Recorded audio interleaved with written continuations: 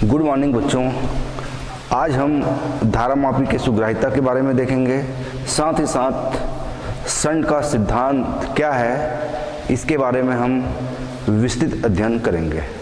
तो सबसे पहले अपन देखते हैं धारामापी की सुग्राह्यता।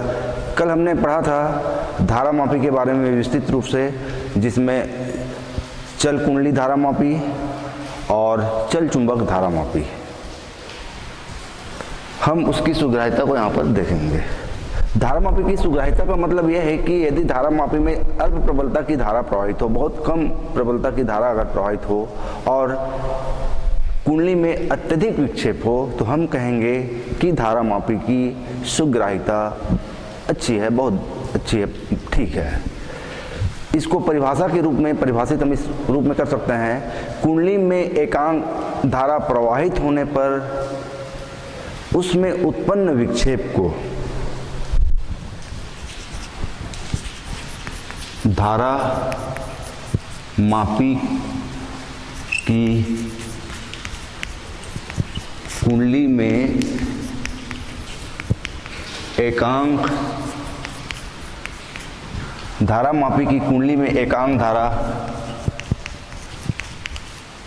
प्रवाहित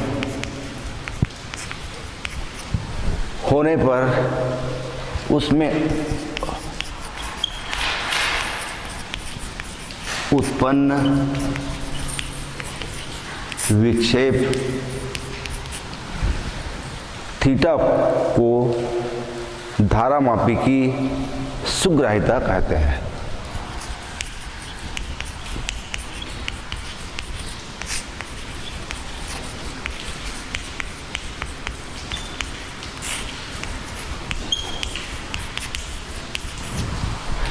धारामापी की कुंडली में एकांक धारा प्रवाहित करने पर उसमें उत्पन्न विक्षेप को धारामापी की सुग्राह्यता कहते हैं। यदि कुंडली में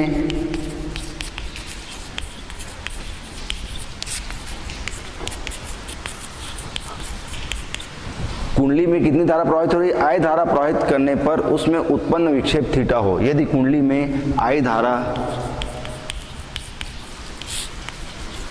प्रवाहित करने पर उसमें उत्पन्न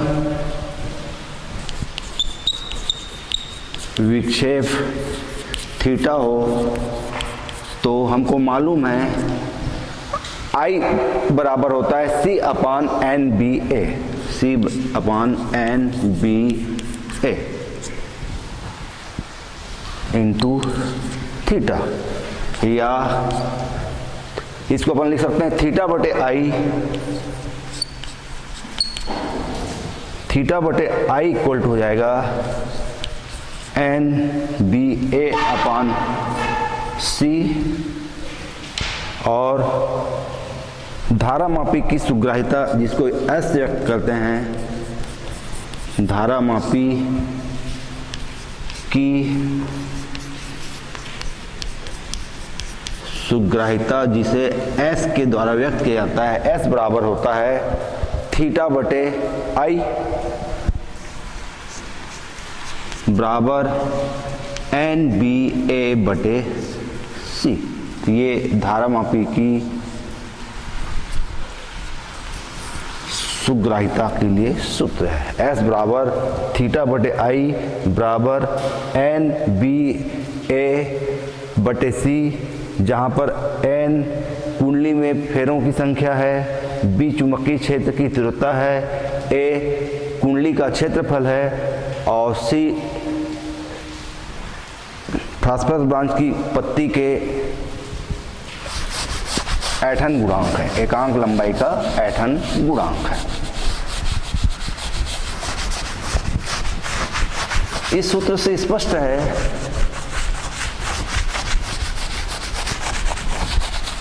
कि धारामापी की सुग्राह्यता को अधिक होने के लिए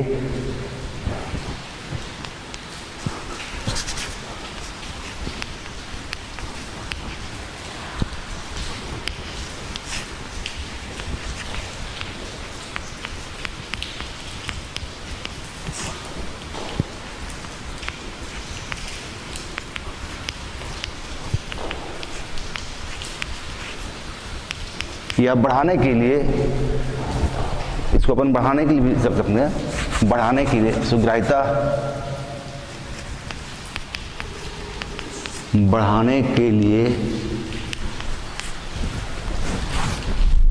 देखिए समीकरण पहला, n के मान को अधिक होना चाहिए।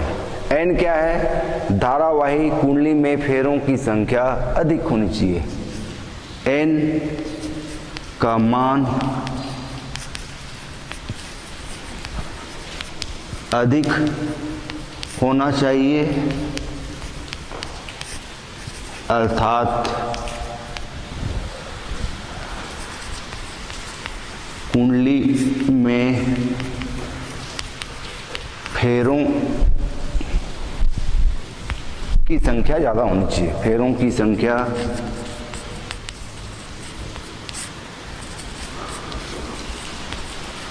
अधिक होना चाहिए।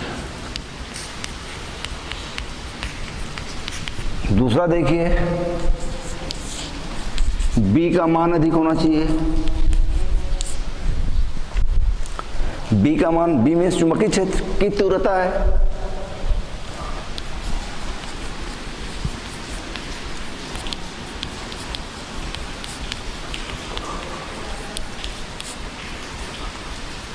अर्थात चुंबकीय क्षेत्र की तीव्रता क्या होना चाहिए? ज्यादा होना चाहिए।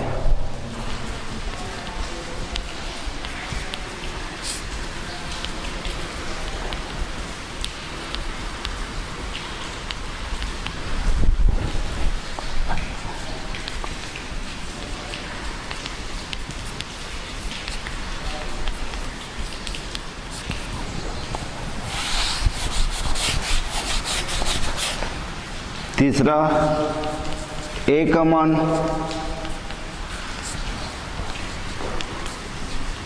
अधिक होना चाहिए। इसका मतलब यह है कि कुंडली बड़ी होनी चाहिए, अर्थात कुंडली बड़ी होनी चाहिए। साथ ही साथ C का मान कम होना चाहिए, क्योंकि व्युत्क्रमानुपात है। C का मान कम होना चाहिए। एकांक लंबाई पर ऐंठन गुणांक का मान कम होना चाहिए। इसके लिए फ्रास्फल बांझ की पत्ती को लंबी व पतली होनी चाहिए।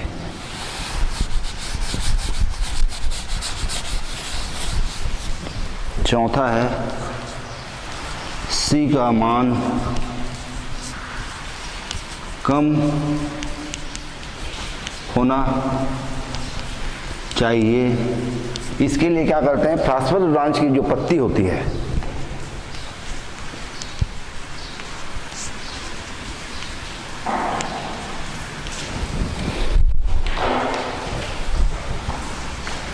की पत्ती को लंबी व पतली लेना चाहिए। इस प्रकार से हम धारामापी की सुग्राह्यता को हम बढ़ा सकते हैं।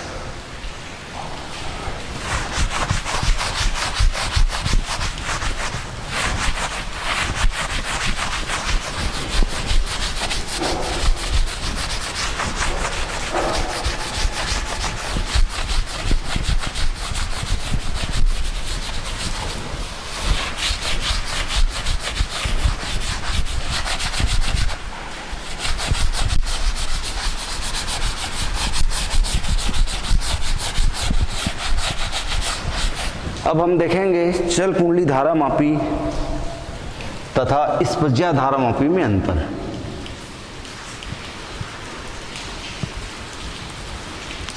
चल कुंडली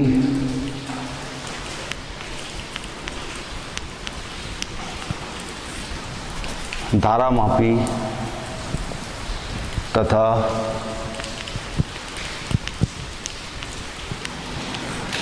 स्पज्या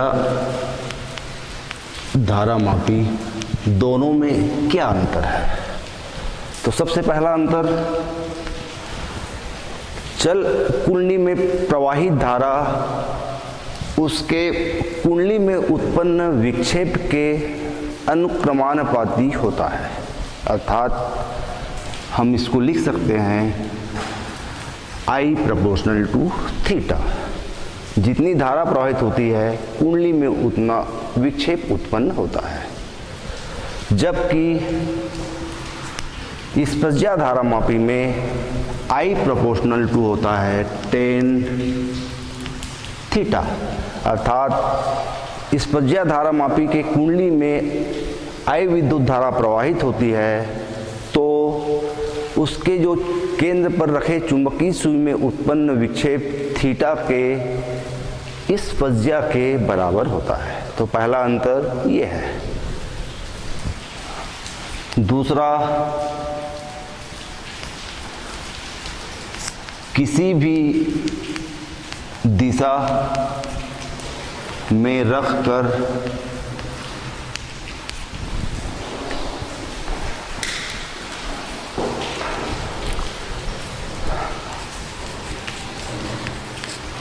धारा का मान ज्ञात किया जा सकता है। हमने देखा है कि चल कुंडली धारा मापी को किसी भी दिशा में रखकर हम धारा की उपस्थिति का हम पता लगा सकते हैं, पर इस प्रज्ञा धारा मापी को क्या करते हैं, चुंबकीय याम्योत्तर में उसको एडजस्ट करना पड़ता है, समायोजित करना पड़ता है। इसे चुंबकीय याम्योत्तर में समायोजित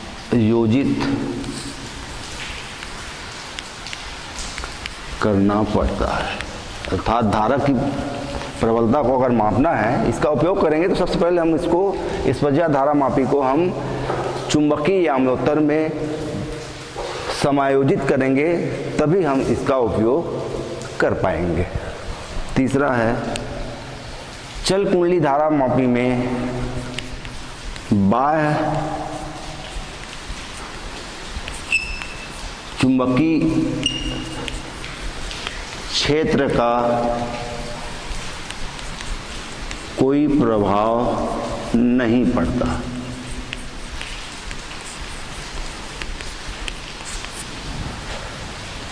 इसके आसपास अगर बाह्य चुंबकीय क्षेत्र है, इसका हम उपयोग कर रहे हैं चल कुंडली धारा मापी का, और आसपास यदि बाह्य चुंबकीय क्षेत्र है तो इसका कोई प्रभाव नहीं पड़ता, जबकि इस प्रज्ञा धारा मापी को पूरी तरह से प्रभावित कर देता है।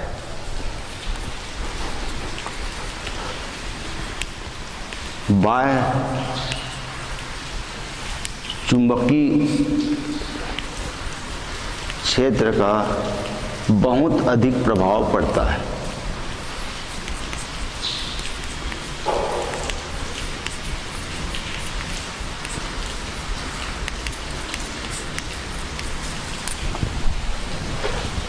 चौथा अंतर है, चल कुंडली धारा मापी के द्वारा निर्बल से निर्बल धारा 10⁻⁻8 एम्पियर तक की प्रबलता की धारा को मापी जा सकती है।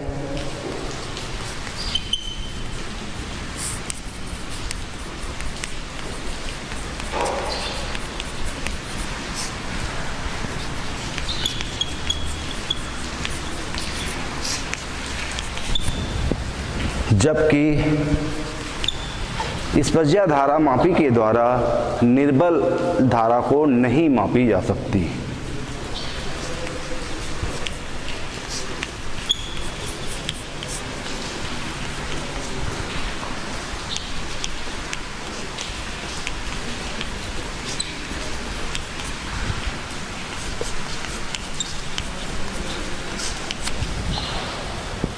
इसके अलावा एक और अंतर है, पांचवा अंतर, चल कुंडली धारा मापी में दाब कुंजी का प्रयोग करके, पांचवा अंतर है, चल कुंडली धारा मापी में दाब कुंजी का प्रयोग करके कुंडली को लघु परिपथ करके कुंडली के विक्षेप को रोका जा सकता है। कुंडली क्या है, सॉरी, यहाँ पर कुंडली हिलते रहेगी, कुंडली हिलने की वजह से संकेतक हिलता रहेगा, लेकिन यहाँ पर दाब कुंजी के प्रयोग के द्वारा हम कुंडली जो ज़्यादा देर तक संकेतक जो हिलता रहेगा उसको हम रोक सकते हैं।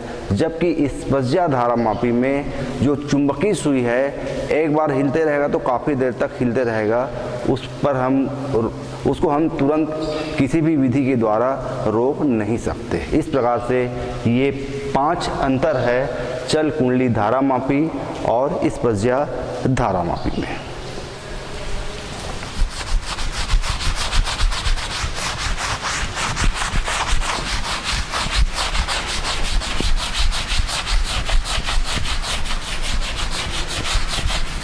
पांचवा अंतर समझ में आया ना, यहाँ पर दाब कुंजी का प्रयोग करके हम जो कुंडली में विक्षेप पैदा होता है हम उसको रोक सकते हैं तुरंत, जबकि यहाँ पर हम कोई और विधि का प्रयोग नहीं कर सकते जिसमें हम चुंबकीय सुई को हिलने से रोक सकें। उसमें विक्षेपित होते रहेगा, काफ़ी देर तक हिलेगा, बाद में भले स्थिर हो जाएगा, लेकिन ऐसा इसमें हम प्रयोग नहीं कर सकते इस वजह धारामापी में।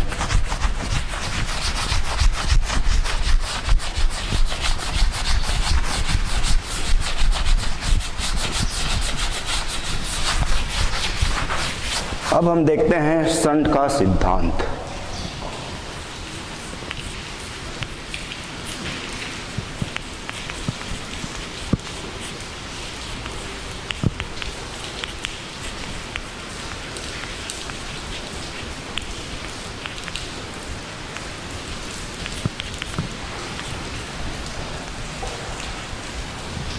शंट का सिद्धांत, हमको मालूम है कि चल कुंडली जो धारामापी होते हैं वो अत्यंत सुग्राही यंत्र होता है।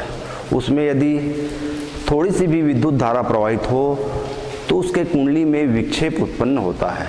यदि इसमें अधिक प्रबलता की धारा अगर प्रवाहित हो जाए तो उसके जो संकेतक होते हैं, धारामापी के जो संकेतक होते हैं, उसका जो है अवरोधक पिंड से टकराकर टूटने का भय रहता है। अवरोधक पिंड मालूम है, ये संकेतक होती है और ये एक निश्चित यहाँ पर एक अवरोधक पिंड लगा हुआ होता है, तो यहाँ तक की धारा की प्रबलता को तो मापने में सक्षम है, पर अत्यधिक प्रबलता की धारा प्रवाहित हो गई तो ये संकेतक अवरोधक से टकराकर इसके टूटने का चांस बना हुआ रहता है।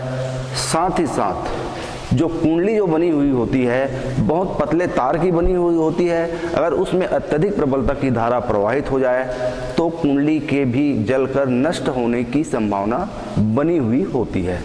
इसलिए कुंडली को क्षतिग्रस्त होने से बचाने के लिए धारामापी के साथ कम प्रतिरोध का तार जोड़ दिया जाता है, जिसे शंट या पार्श्ववाही कहा जाता है।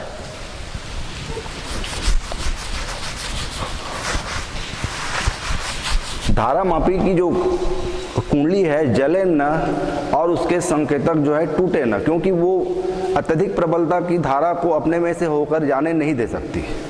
तो इन त्रुटियों से, इन क्षतियों से हमको बचाना है, तो इसके लिए क्या करते हैं, इन धारामापी की कुंडली के साथ समांतर क्रम में कम प्रतिरोध का तार, इसकी वैल्यू होती है लगभग 0.01 ओम, जो तार लगाया जाता है, जो प्रतिरोध लगाया जाता है, उसका मान होता है 0.01 ओम के बराबर होता है। और इस तार को कहते हैं शंट या इसको कहा जाता है पार्श्ववाही भी कहते हैं।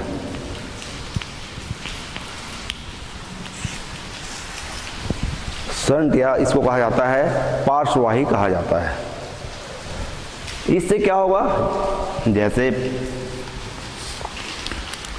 ये धारामापी हुआ तो धारामापी के साथ क्या करते हैं, समांतर क्रम में, ये देखिए इसके साथ ये समांतर क्रम में कम प्रतिरोध का तार 0.01 ओम लगभग का एक तार जोड़ दिए हैं और इसी तार को कहते हैं शंट। शंट को जोड़ने से क्या होगा कि जो मुख्य धारा है, मान लो इसे मुख्य धारा है, मुख्य धारा का अधिकांश भाग इस शंट में से होकर प्रवाहित हो जाती है, क्योंकि इसका प्रतिरोध बहुत कम है, प्रतिरोध कम है तो वो अपने में से अधिक धारा को प्रवाहित होने देगी। अपने में से अधिक धारा को प्रवाहित होने देगी। इस प्रकार से धारा मापी जो है जलने से या नष्ट होने, धारा मापी की जो कुंडली है वो जलने से बच जाता है, उसके संकेतक जो है टूटने से बच जाता है। एक बार और सुन लीजिए शरण का सिद्धांत। धारा मापी की कुंडली को क्षतिग्रस्त होने से बचाने के लिए धारा मापी के साथ समांतर क्रम में कम प्रतिरोध का तार जोड़ दिया जाता है, जिसे शंट कहते हैं, और शंट या इसको पार्श्ववाही भी कहा जाता है। इसका मान जो होता है 0.01 ओम के बराबर होता है और इसके साथ समांतर क्रम में जोड़ दिए हैं, इसलिए ये मुख्य धारा का अधिकांश भाग अपने में से होकर जाने दे देता है। इस प्रकार से धारा मापी क्षतिग्रस्त होने से बच जाता है। अब हम देखेंगे इसके लिए सूत्र की स्थापना करेंगे।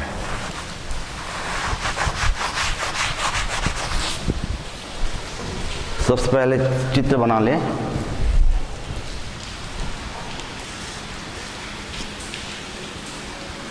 ये धारा मापी है, इसके समांतर एक शंट लगा हुआ है, इसको हम S के द्वारा व्यक्त करते हैं। मुख्य धारा का मान I है, तो धारा मापी में से होकर बहने वाली धारा का मान होगा IG और शंट में से होकर प्रवाहित धारा का मान हो जाएगा IS। मान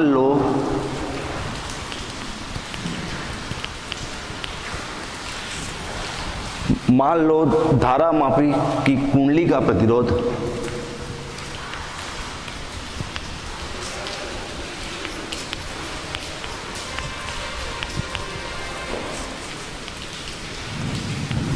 G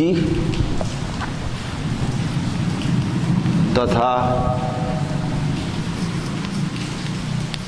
शंट का प्रतिरोध S है।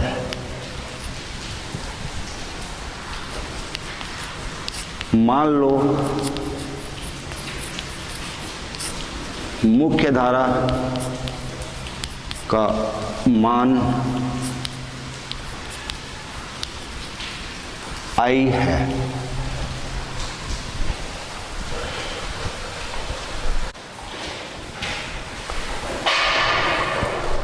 तो मान लो मुख्य धारा का मान I है, अर्थात परिपथ में बहने वाली धारा I है। ये मुख्य धारा I है। I में से IG धारा कहाँ प्रवाहित हो रही है? धारा मापी में से होकर प्रवाहित होती है। इसका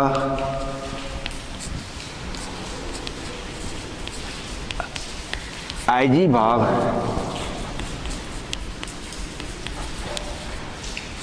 धारा मापी से होकर प्रवाहित हो रही है, धारा मापी में से, तथा IS भाग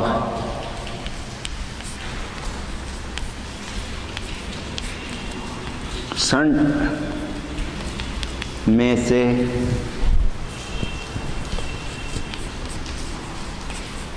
होकर प्रवाहित हो रही है। चित्र में भी देखिए, सर्किट में देखिए, यहाँ पर I मुख्य धारा है। I का IG भाग धारा मापी से होकर प्रवाहित हो रही है तथा IS भाग शंट से होकर प्रवाहित हो रही है। हमको मालूम है ओम का नियम, अतः ओम के नियमानुसार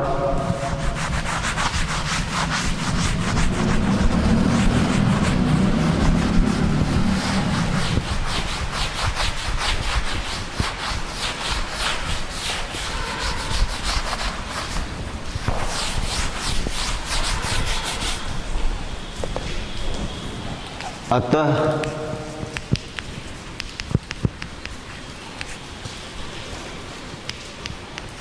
ओम के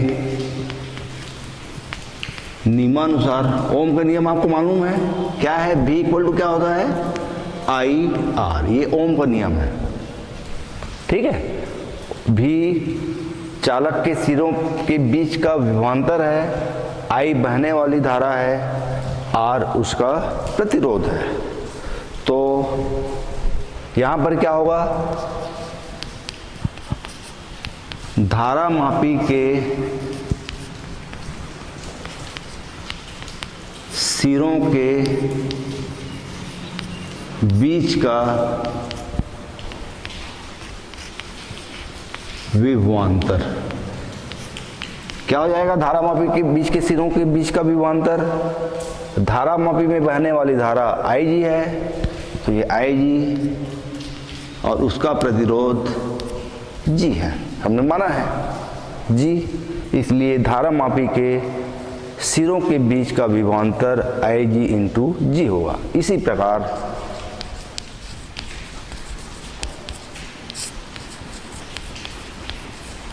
संड के सिरों के बीच का विभवांतर बराबर हो जाएगा, देखिए संड में बहने वाली धारा क्या है, IS है,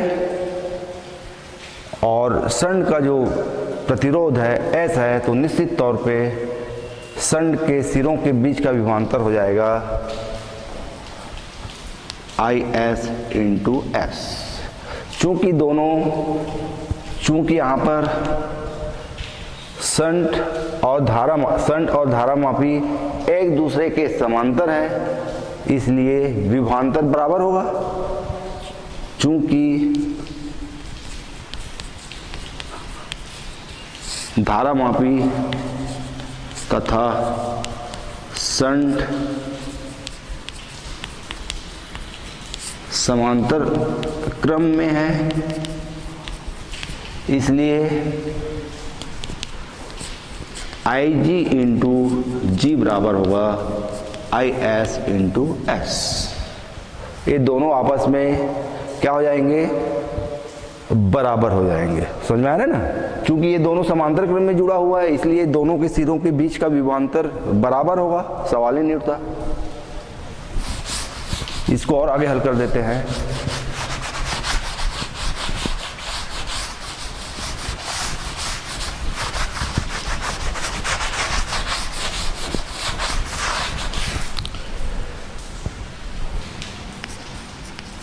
Ig बटे, इसको ऐसा लिख सकते हैं अपन, IS बटे Ig कर देते हैं, ऐसा भी करने से चल जाएगा पर हम ऐसा कर लेते हैं। IS बटे Ig इक्वल टू क्या हो जाएगा, IS बटे Ig इक्वल टू G बटे S। इसको समीकरण नंबर 2 दे। इसके पूर्व एक समीकरण मैंने बताना भूल गया था, यहाँ पर मुख्य धारा I है और धारा मापी में प्रवाहित धारा Ig है तथा संड में प्रवाहित धारा IS है, इसलिए मुख्य धारा I का मान I बराबर होता है Ig प्लस IS। ये समीकरण नंबर 1 होता है और ये समीकरण नंबर 2। ये समझ में आ रहा है ना। मुख्य धारा का मान I है, धारा मापी में प्रवाहित धारा का मान Ig है और संड में से होकर प्रवाहित धारा का मान IS है, तो मुख्य धारा I बराबर होता है Ig प्लस IS। ये समीकरण नंबर 2। समीकरण नंबर 2 से स्पष्ट है कि, 2 से क्या स्पष्ट है, IS मीन्स संड में से होकर प्रवाहित धारा का मान। यहाँ पर IS प्रोपोर्शनल टू 1/S, अर्थात संड में तथा धारामापी में प्रवाहित धारा उसके प्रतिरोधों के व्युत्क्रमानुपाती होता है। यहाँ पर देखिए व्युत्क्रमानुपाती है, प्रतिरोध ज़्यादा होगा तो प्रवाहित धारा का मान कम होगा, प्रतिरोध कम होगा तो प्रवाहित धारा का मान अधिक होगा। तो समीकरण नंबर 2 से स्पष्ट है कि धारामापी तथा शंट में प्रवाहित धारा का मान उसके प्रतिरोधों के व्युत्क्रमानुपाती होता है।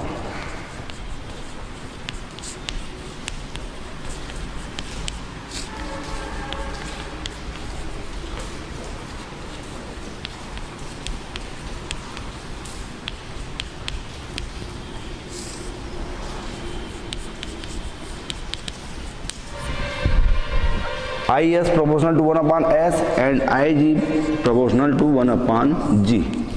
ये समीकरण नंबर 2 से साफ आपको दिखाई दे रहा है। साथ ही साथ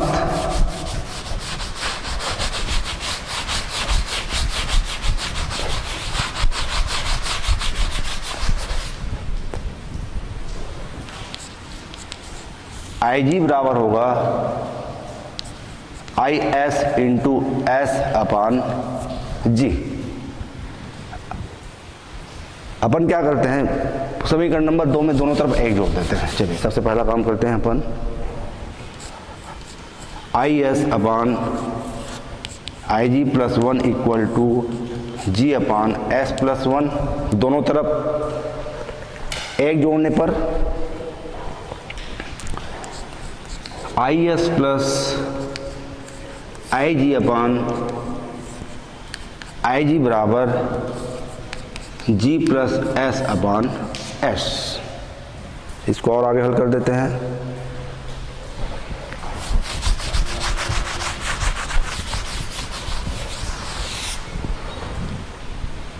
हमको मालूम है IS प्लस IG का मान I के बराबर है।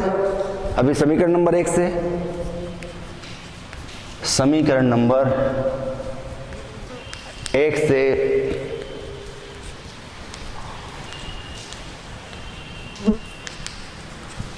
मान रखने पर IS प्लस IG ये I के बराबर है, मुख्य धारा के बराबर है। I बटे IG इक्वल टू हो जाएगा G प्लस S बटे S, या इसको ऐसा भी लिखा जा सकता है IG बराबर हो जाएगा SI बटे G प्लस S। समीकरण नंबर 3।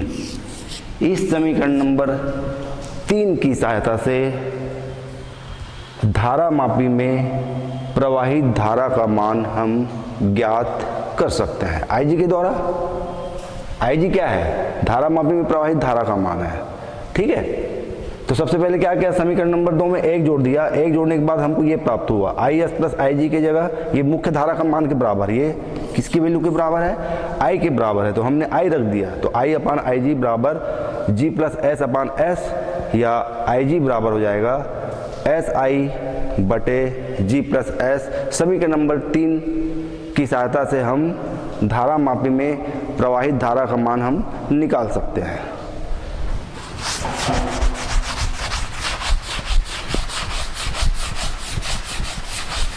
समीकरण नंबर 3 को हम इस प्रकार से भी लिख सकते हैं। समीकरण नंबर 3 को निम्न प्रकार से लिखा जा सकता है। इसको लिख सकते हैं I बटे IG बराबर हो जाएगा, I बटे IG बराबर हो जाएगा G प्लस S बटे S। 3 को हमने इस रूप में ले लिया, I बटे IG बराबर G प्लस S बटे S, या इसको पलट दीजिए IG बटे I बराबर S अपान G प्लस S। अब हम ये चाहते हैं कि मुख्य धारा का, ये जो मुख्य धारा है, इसका nवां भाग ही धारा मापी में से होकर प्रवाहित हो।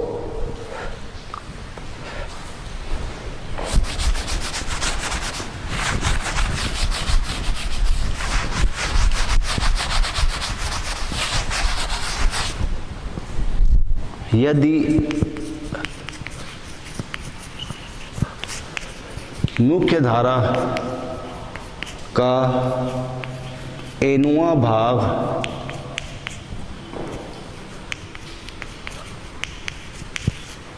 धारा मापी से प्रवाहित हो, ठीक है। I का nवां भाग ही हम चाहते हैं कि कहाँ प्रवाहित हो, धारा मापी में प्रवाहित हो। तो ये हो जाएगा Ig बटे I इक्वल टू 1/n, ऐसा लिख सकते हैं इसको। देखिए यहाँ पर इस समीकरण को देखिए, Ig बटे I बराबर है S अपान G प्लस S। तो Ig बटे I बराबर 1/n। हम चाहते हैं, क्या चाह रहे हैं कि Ig में मुख्य धारा का nवां भाग प्रवाहित हो, पूरा का पूरा प्रवाहित ना हो, nवां भाग धारा मापी में मुख्य धारा, ये मुख्य धारा है, इसका nवां भाग प्रवाहित हो। तो ये क्या है, इसी रूप में है ना, ये Ig बटे I बराबर 1/n, ऐसा लिखा जा सकता है, ठीक है। अतः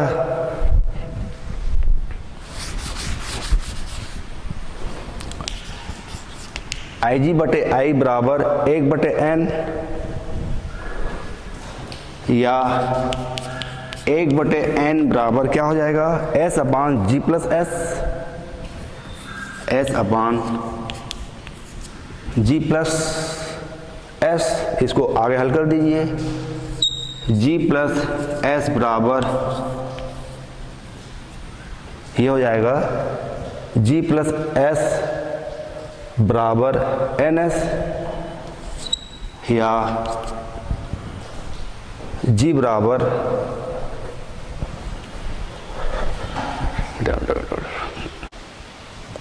इस प्रकार G बराबर हो जाएगा NS माइनस S या G इक्वल टू हो जाएगा, S कॉमन ले लीजिए, n-1 या S इक्वल टू हो जाएगा G अपान n-1। अर्थात यदि मुख्य धारा का nवां भाग धारा मापी से हमको होकर प्रवाहित करना है, तो ऐसे संड का प्रयोग करना चाहिए जिसका प्रतिरोध धारा मापी के प्रतिरोध का n-1वां भाग हो, और यही जो है संड का सिद्धांत है। एक बार और देख लीजिए, यदि हम मुख्य धारा का nवां भाग, ये जो मुख्य धारा है, इसका यदि nवां भाग हम धारा मापी में से होकर प्रवाहित करना चाहते हैं, तो संड का प्रतिरोध कितना होना चाहिए, संड का प्रतिरोध धारा मापी के प्रतिरोध का n-1वां भाग होना चाहिए।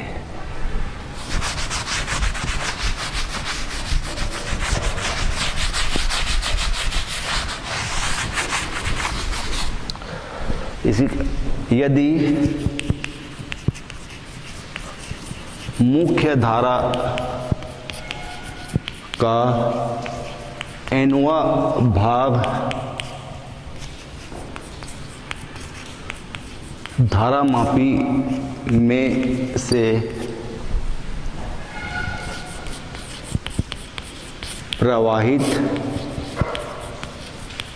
करना है, तो हमें ऐसे संड का प्रयोग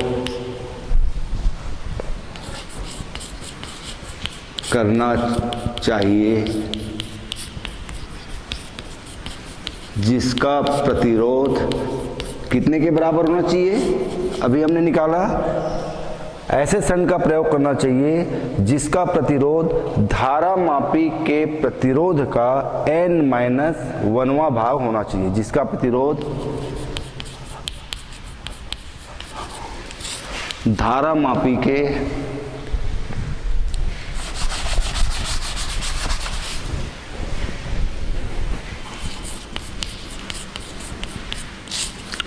प्रतिरोध का n-1वां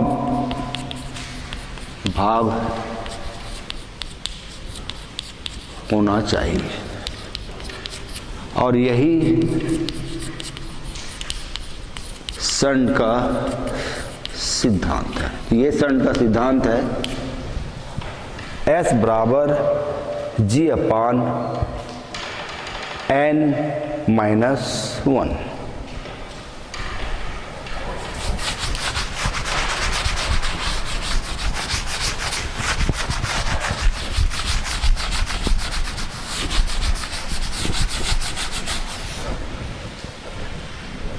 एक उदाहरण देख लेते हैं। एक धारामापी है जिसका प्रतिरोध 50 ओम है।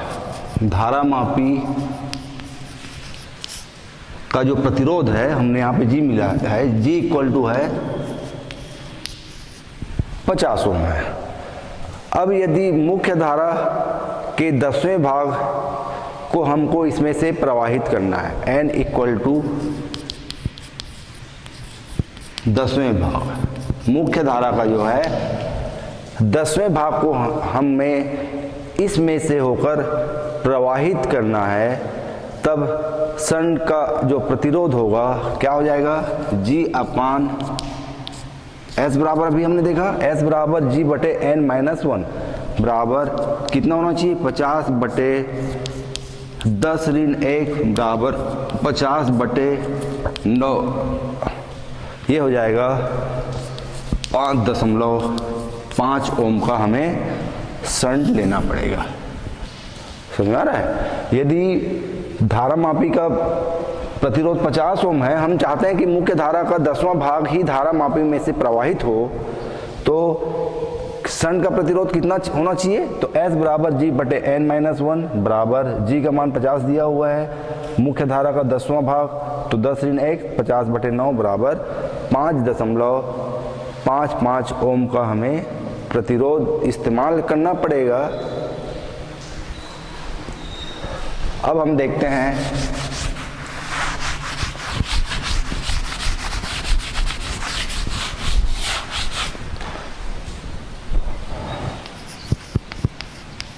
शंट से लाभ।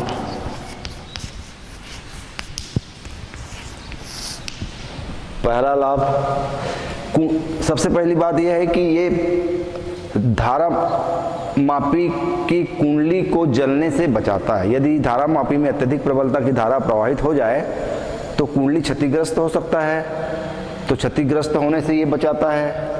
दूसरी बात, संकेतक जो कि एल्युमिनियम का बना हुआ होता है उसको भी टूटने से बचाता है, या संकेतक के टूटने का डर नहीं रहता।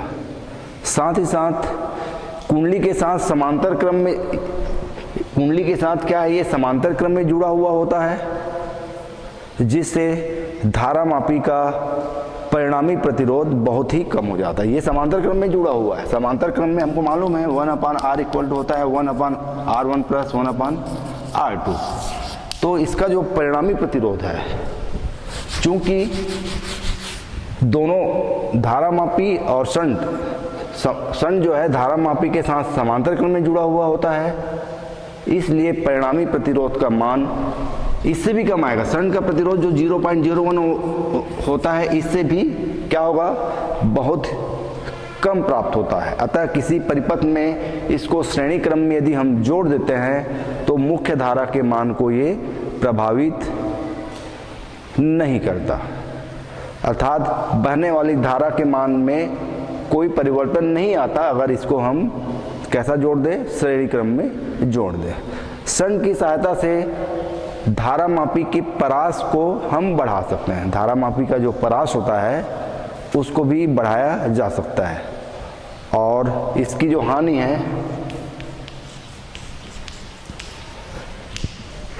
धारामापी के साथ षण को अगर जोड़ देते हैं तो धारामापी की सुग्राह्यता कम हो जाती है। साथ ही साथ जहां ऐसे प्रयोग जहां पर हमें शून्य विक्षेप प्राप्त करना होता है या संतुलन की बिंदु ज्ञात करना होता है, शून्य विक्षेप या संतुलन की बिंदु ज्ञात करना होता है, वहां पर षण को निकाल लेना चाहिए। इस प्रकार से आज हमने धारामापी की सुग्राह्यता के साथ साथ षण का सिद्धांत देखा। षण के सिद्धांत के अलावा हमने षण से होने वाले लाभ और हानियों के बारे में हमने विस्तृत अध्ययन किया। धन्यवाद।